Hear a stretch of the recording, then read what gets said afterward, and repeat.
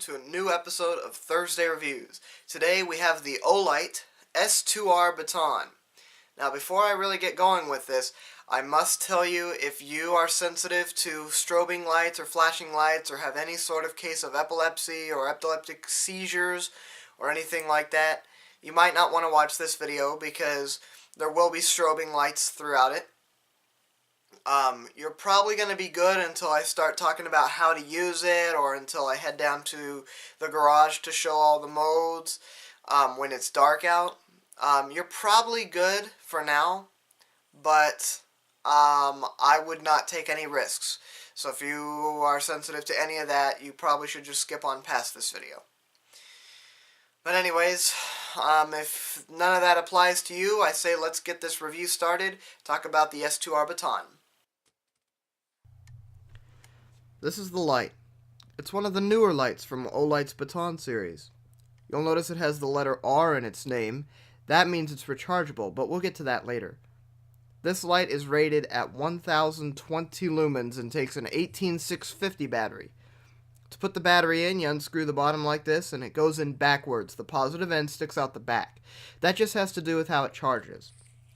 The light does come with the battery, but you just remove a tab first to get it to work.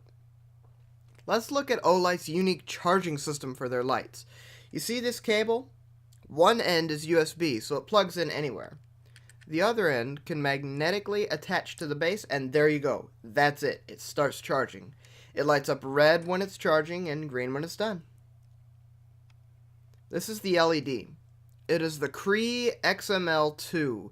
It has a smooth reflector and can throw out to 153 meters, or 502 feet, or 167.32 yards. The max Candela is rated at 5800. It's also got their signature blue bezel, which I think looks pretty cool. Let's talk about size. EDC, or everyday carry lights, are things you can usually just slip in a pocket and take with you anywhere you go. Usually lights that take 18650s are too big. However, this thing measures at an amazing 4.1 inches or 105 millimeters. The diameter is only 0.9 inches or 23 millimeters. It's not much bigger than the battery. There's a light by Ozark Trail that I reviewed that I used to take wherever I went, and it's bigger than this, and that thing takes AAAs, and I thought that was a small light, but this thing's even smaller.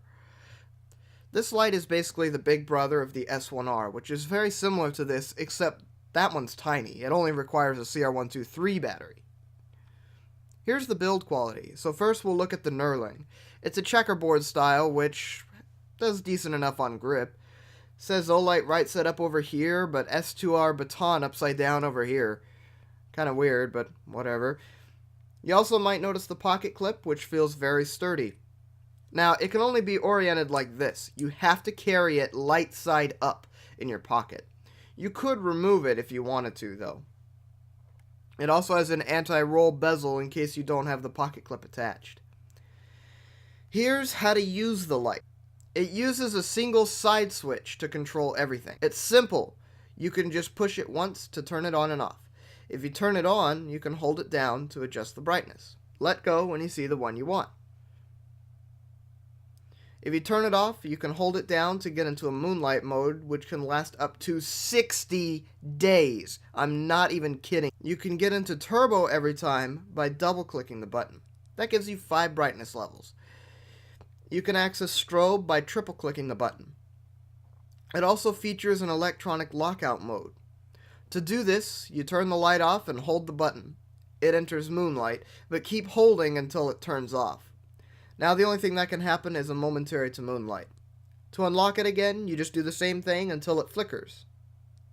And it's unlocked. But I think that could easily happen while it's in your pocket. So there's a mechanical lockout as well. If you unscrew the tail cap slightly, it breaks the electrical connection, so it can't turn back on. Now it's time for a feature that I don't understand, but whatever. Maybe someone will find a use for it. It has 2 timer modes. Turn it on and set it to the brightness you want.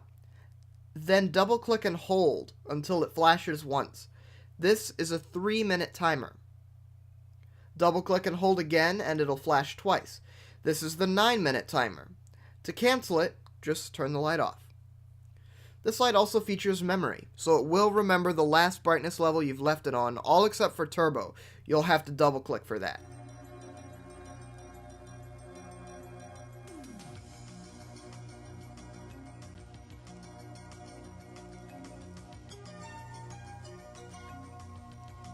Now that I've overloaded your brain, let's overload it some more. I'll go over all the brightness levels and their runtimes. Moonlight mode is half a lumen for 60 days. Low is 12 lumens for 120 hours or 5 days. Medium is 120 lumens for 13 hours. High is 500 lumens for 200 minutes. Turbo is the full 1020 lumens for 2 minutes before stepping down to high at 500 lumens for an additional 190 minutes. This is so that the light doesn't overheat and cause damage. It also helps preserve battery life. Other bits of information is that it is impact resistant up to 1.5 meters, and it's IPX8 waterproof, which is standard for these kinds of lights. Okay, I think it's time to test it out. Here's the garage. It's the size of a 2-car, but it holds just one. The other half is just for storage. I will say the lumens and runtimes each time I change it. Moonlight, 0.5 lumens for 60 days.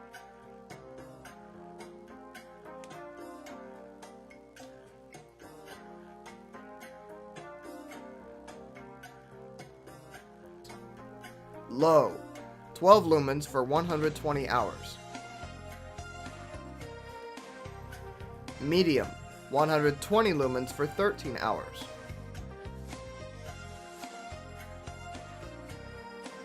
High, 500 lumens for 200 minutes. Turbo, 1020 lumens for 2 minutes, then 500 lumens for 190 minutes. Strobe, full 1020 lumens.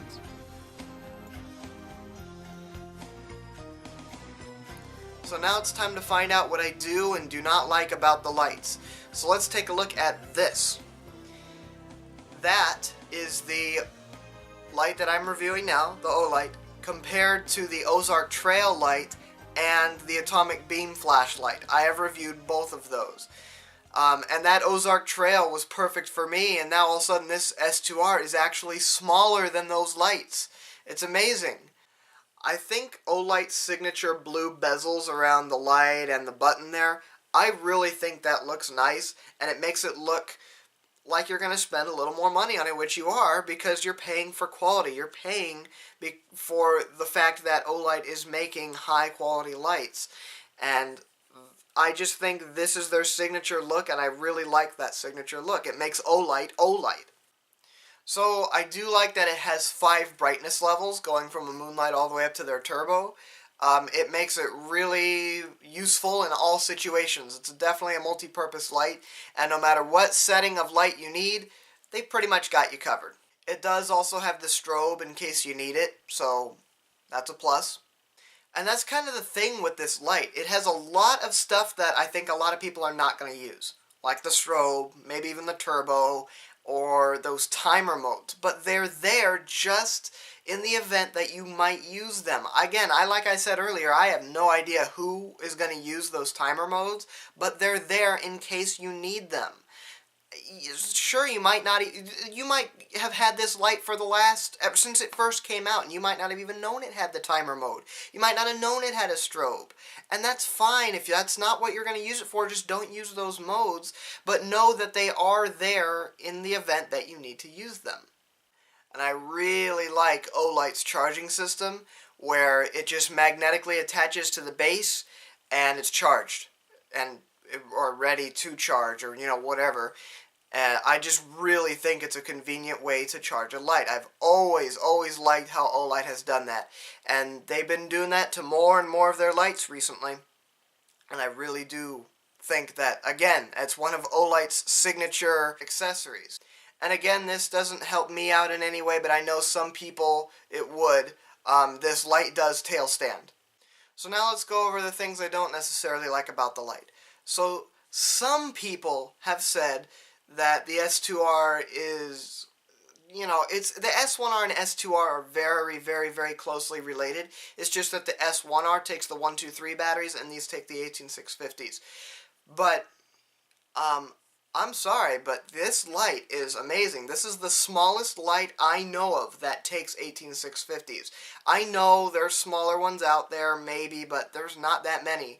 And so if this is not small enough for you, I mean, that Ozark Trail was bigger than this, and that fit in my pocket just fine. This has less, it's less of a light. It's smaller, and it takes a better battery.